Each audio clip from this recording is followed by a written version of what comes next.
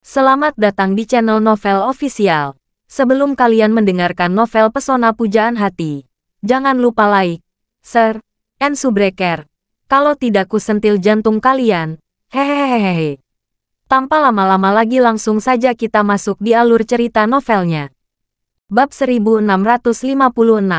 Pil perut Kobayashi adalah produk unggulan dari Kobayashi Pharmaceutical, dan sebagian besar pendapatan dan keuntungannya didukung oleh obat ini. Jika benar-benar dikalahkan oleh pil perut Jiuxuan, maka Kobayashi Pharmaceutical pasti akan mengalami kerugian serius. Jadi, seseorang bertanya kepada Masayoshi, "Tuan Ketua, kita tidak bisa duduk diam seperti ini. Apakah Anda punya solusi yang bagus?" Masayoshi berkata, "Ada tindakan pencegahan.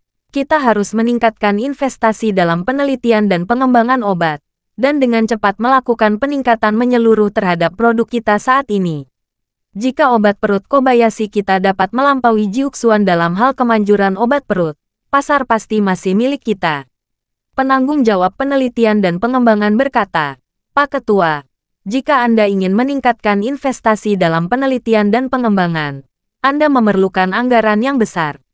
Perusahaan telah mendapatkan banyak uang beberapa waktu lalu. Apakah Anda masih dapat menganggarkannya sekarang?" Masayoshi berkata, "Inilah yang akan saya katakan kepada kalian. Arus kas kita saat ini tidak terlalu baik. Dasar produksi yang diinvestasikan di Osaka sangat mahal, ditambah dengan kerugian yang tidak disengaja sebelumnya. Dana yang dialokasikan untuk penelitian dan pengembangan sudah kurang dari 50 juta dolar AS sekarang. Jadi ide saya adalah mengumpulkan dana secepat mungkin, setidaknya 1 miliar dolar AS, untuk meningkatkan laboratorium penelitian dan pengembangan obat kita." Ketika semua orang mendengar bahwa mereka akan mengumpulkan dana, mereka semua duduk tegak, dan seseorang bertanya, "Pak Ketua, apakah Anda memiliki mitra pembiayaan yang sesuai sekarang?"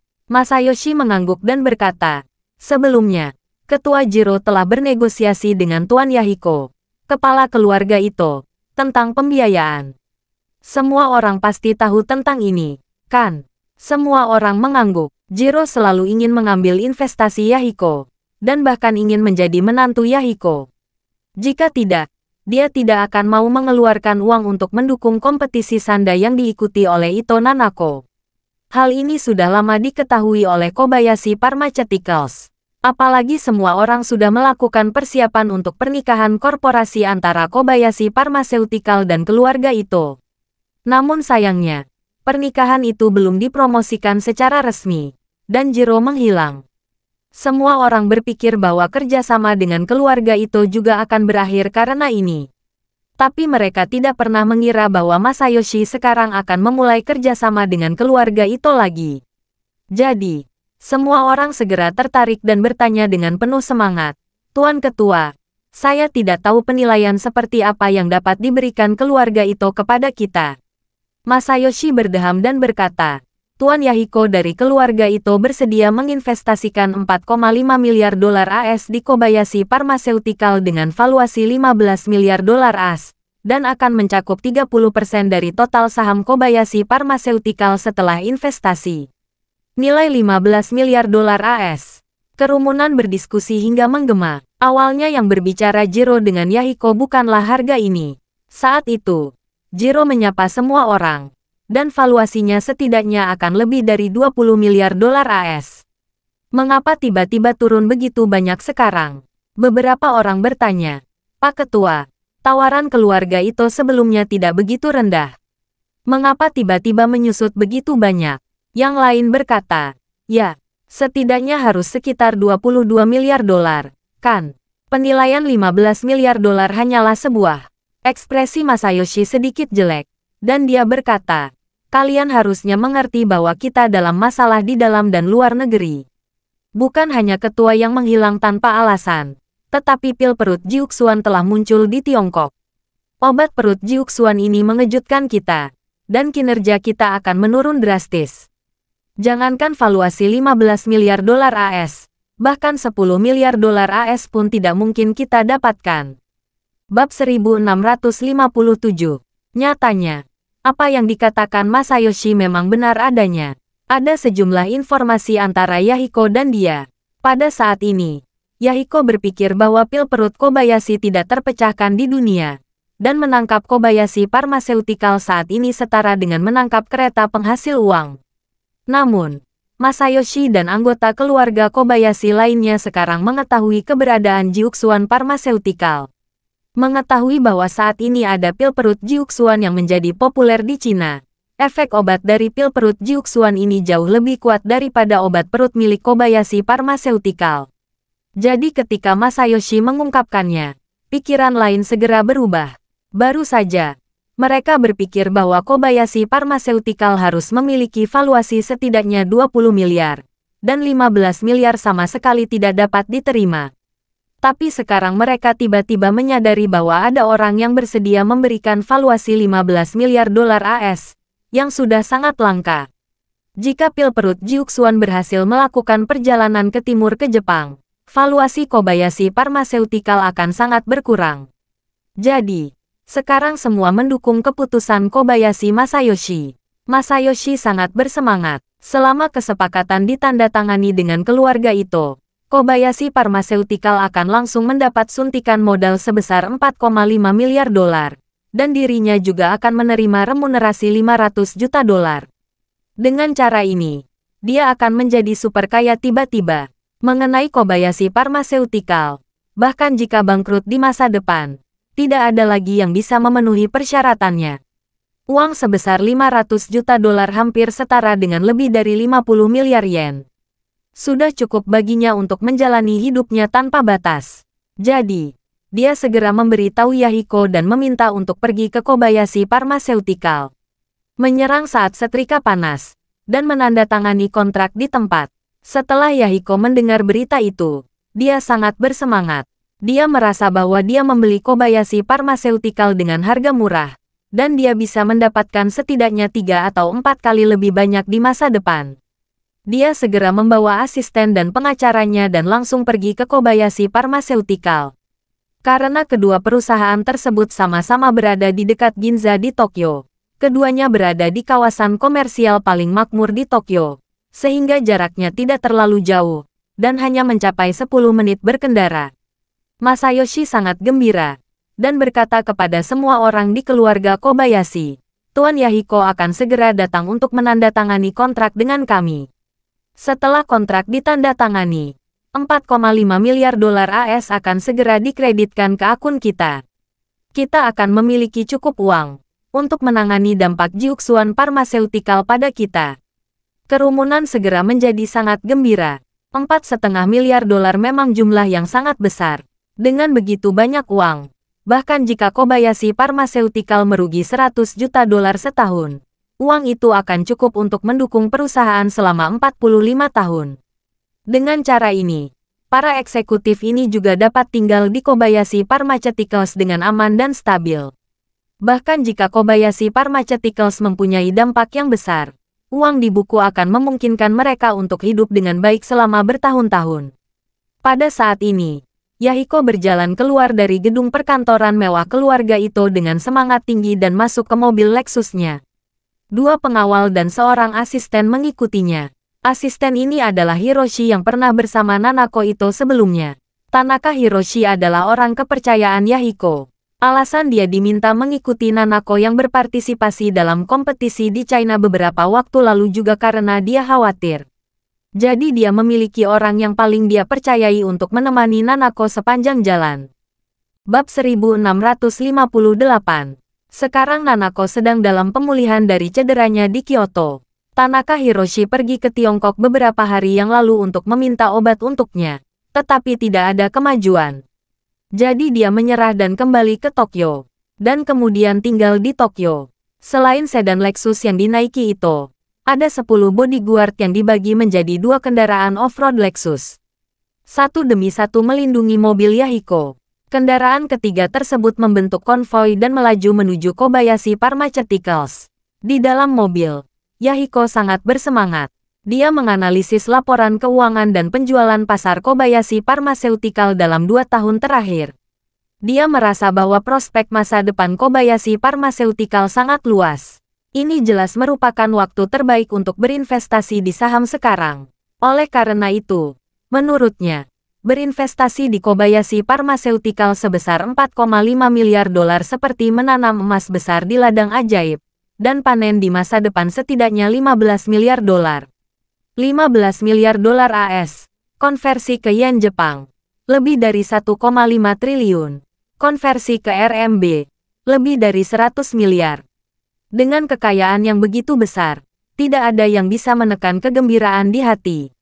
Sambil bersemangat, Yahiko tidak bisa menahan napas, dan berkata dengan emosi, "Saya tidak tahu apa yang terjadi pada Jiro, orang yang baik. Bagaimana dia bisa menghilang?" Hiroshi juga tidak dapat memahaminya, dan berkata, "Sebelum nona tertua berpartisipasi dalam final, Jiro datang menemuinya. Mengatakan bahwa dia akan pergi ke pertandingan nona tertua. Dia menantikan untuk memberikan penghargaan setelah final. Namun, Jiro tidak muncul di kompetisi pada hari final. Dia awalnya adalah presenter final.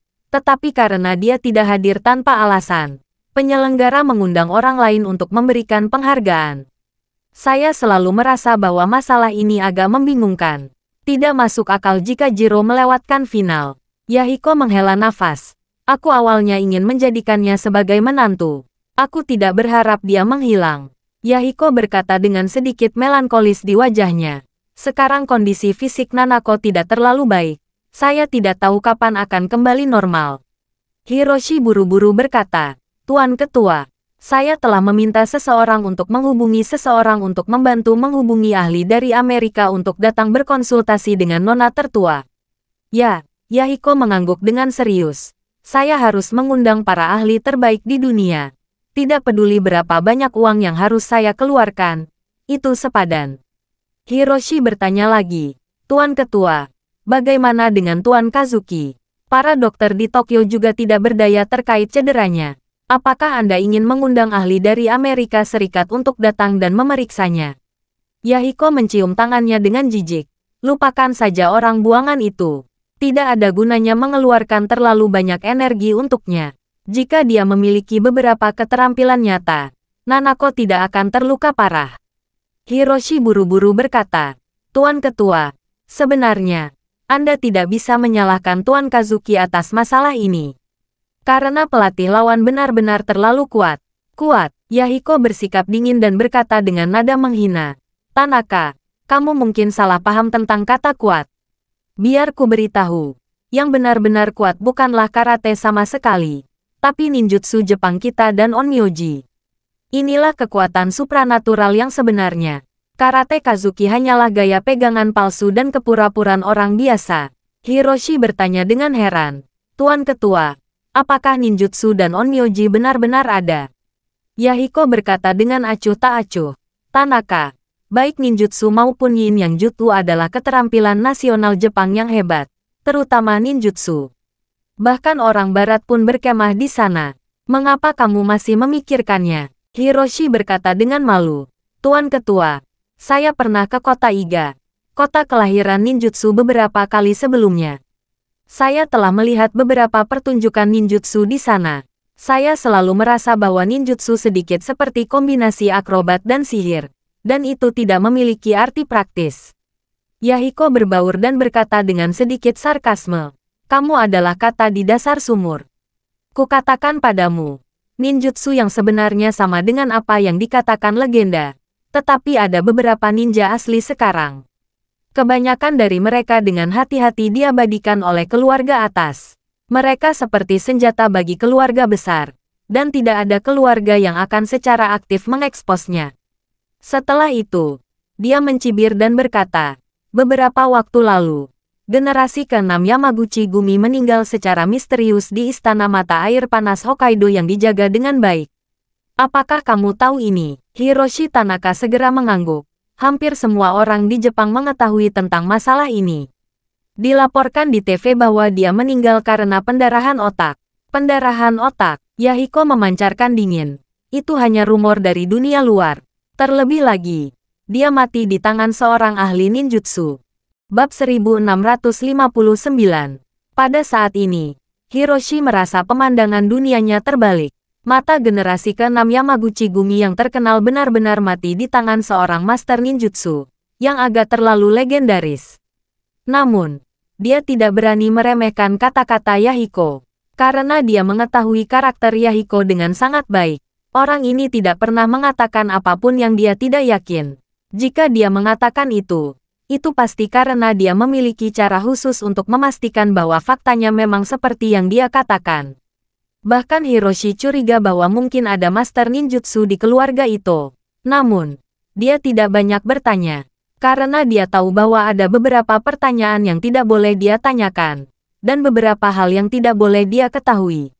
Sebagai asisten keluarga Ito dan orang kepercayaan Yahiko, yang harus dia lakukan adalah melayani Yahiko dengan baik. Tanya apa yang harus saya tanyakan. Apa yang tidak boleh saya tanyakan. Dan tidak bersedia mengucapkan kata pun. Jadi, dia berkata kepada Yahiko dengan sangat hormat, "Saya sangat bodoh. Saya tidak berpikir bahwa master ninjutsu legendaris itu benar-benar ada." Yahiko mengangguk ringan dan menghela nafas.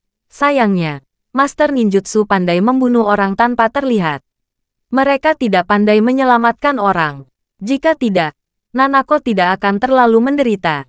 Setelah itu, dia menghela nafas dan menunjuk tangannya lagi. "Jangan bicara itu. Aku akan datang ke Kobayashi Pharmaceutical nanti. Setelah penandatanganan kontrak ini, satu urusanku akan selesai. Kamu akan ikut denganku besok. Ketika saya pergi ke Kyoto, saya ingin meninggalkan urusan saya dan kembali ke Kyoto untuk menemani Nanako selama beberapa hari." Baiklah. Pada saat ini, Charlie masih dalam perjalanan Kobayashi Pharmaceutical menuju. Kobayashi Pharmaceutical berada agak jauh dari bandara, tidak senyaman Yahiko yang lebih dekat. Oleh karena itu, Yahiko dan rombongannya tiba di Kobayashi Pharmaceutical, memilih lebih maju dari Charlie. Di ruang rapat eksekutif Kobayashi Pharmaceutical, Masayoshi telah memberitahukan semua orang untuk tidak menyebutkan apapun tentang pil perut Jiuxuan, agar bisa mendapatkan uang dari keluarga Ito terlebih dahulu. Jika keluarga Ito mengetahui bahwa pil perut Jiuxuan telah muncul setelah investasi, maka keluarga Kobayashi harus menyatukan kaliber mereka. Jika dia bertanya, mereka akan mengatakan mereka tidak tahu, dan membiarkan hubungan itu bersih. Jangan sampai keluarga Ito datang untuk meminta pertanggungjawaban. Pada akhirnya, itu hanya berpura-pura bodoh untuk mempengaruhi keluarga Ito. Bagaimana Yahiko bisa mengetahui hal ini? Ketika dia berjalan ke ruang konferensi, seluruh manajemen Kobayashi Pharmaceutical berdiri dan bertepuk tangan menyambutnya. Mereka semua sangat menghormatinya, yang membuatnya merasa sangat dihormati.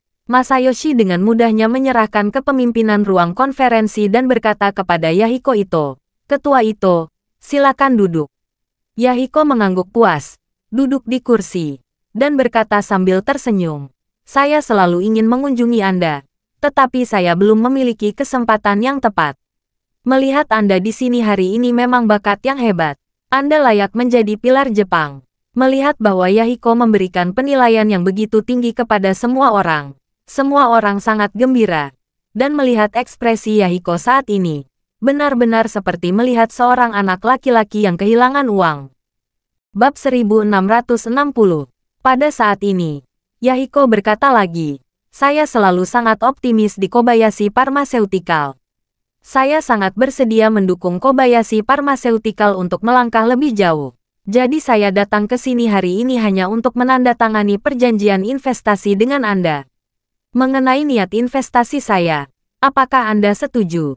Masayoshi buru-buru dan dengan hormat berkata, "Tuan Ito, jangan khawatir. Kami telah mencapai konteks sebelum Anda datang.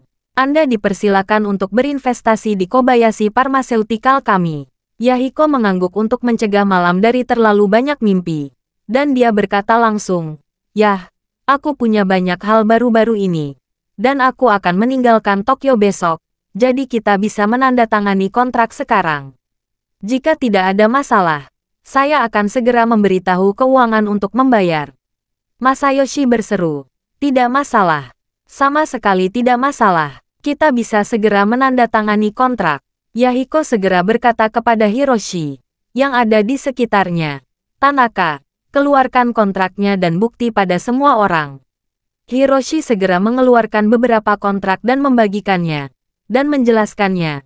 Semuanya, rincian investasi telah ditulis dalam kontrak. Investasi ini, kami menilai Kobayashi Pharmaceutical sebesar 15 miliar dolar AS. Kami akan menginvestasikan 4,5 miliar dolar di Kobayashi Farmasi dan memegang 30% saham. Jika Anda tidak memiliki komentar, kami dapat menandatangani kontrak sekarang. Kami dapat mengatur pembayaran keuangan segera setelah penandatanganan selesai. Setelah semua orang mengambil dan membaca kontrak dengan cermat, mereka menemukan bahwa tidak ada syarat dan risiko tersembunyi. Jadi mereka semua melihat Masayoshi dan meminta maju untuk menandatangani kontrak. Masayoshi juga ingin cepat menyelesaikan masalah ini. Jadi dia segera menandatangani namanya di kontrak dengan gelombang besar atas nama penajabat ketua. Setelah kontrak ditandatangani, Yahiko juga segera memberitahukan bagian keuangan untuk mentransfer 4,5 miliar dolar ke rekening Kobayashi Pharmaceutical. Yang tersisa hanyalah anggota Dewan Kobayashi Pharmaceutical perlu mengajukan aplikasi ke Departemen Manajemen Komersial di Tokyo untuk secara resmi mengubah 30% saham Kobayashi Pharmaceutical menjadi nama keluarga Ito. Ketika Masayoshi mendengar bahwa 4,5 miliar dolar telah diterima, dia sangat gembira. Dia segera menjabat tangan Yahiko Ito dan berkata, "Tuan Ito, Anda menjadi pemegang saham Kobayashi Pharmaceutical mulai sekarang." Yahiko tertawa dan berkata, "Jangan khawatir, aku tidak akan mengganggu operasi harianmu. Anda hanya perlu bekerja keras dan berusaha menjadi perusahaan farmasi top dunia, dan semua orang akan menghasilkan banyak uang bersama." Masayoshi buru-buru berkata kepada para eksekutif di sekitarnya, "Ayo, mari kita semua berpegangan tangan, dan sambut Tuan Ito yang telah mengambil saham Kobayashi Pharmaceutical." Semua orang tersenyum dan bertepuk tangan. Pada saat ini, pintu ruang konferensi tiba-tiba dibuka, dan Charlie masuk terlebih dahulu dengan wajah tanpa ekspresi, dan berkata dengan dingin, "Ada sanggahan di sini." Semua orang tiba-tiba memandang Charlie, dan semua orang terkejut. Siapa orang ini? Mereka tidak pernah melihatnya. Apa yang dia lakukan di sini? Yahiko tidak mengira ada seseorang yang akan datang mengganggu situasi saat ini. Dia tampil dingin. "Siapa kamu? Bagaimana kamu bisa masuk ke sini?" Charlie memandang dan berkata dengan ringan, "Orang tua, saya adalah pemegang saham utama Kobayashi Pharmaceutical. Apakah menurut Anda saya tidak bisa masuk?" "Lelucon," Masayoshi berkata dengan dingin. "Kamu sama sekali bukan dari Kobayashi Pharmaceutical. Mengapa kamu berani mengatakan kamu adalah pemegang saham utama?" Pada saat ini, Hiroshi mengingat dan mengenali Charlie, dan berseru, "Tuan Wade, mengapa kamu ada di sini?" Melihat dia juga ada di sini, Charlie muncul dan berkata, "Tanaka, kamu benar-benar marah. Bagaimana aku bisa bertemu denganmu di mana-mana?" Yahiko buru-buru menyampaikan Hiroshi, "Tanaka, kamu kenal dia?" Hiroshi buru-buru mendekati Yahiko dan berbisik, "Tuan Ketua, ini Charlie yang mengalahkan Tuan Kazuki." Terima kasih sudah mendengarkan cerita novel Pesona Pujaan Hati. Sampai jumpa di novel selanjutnya.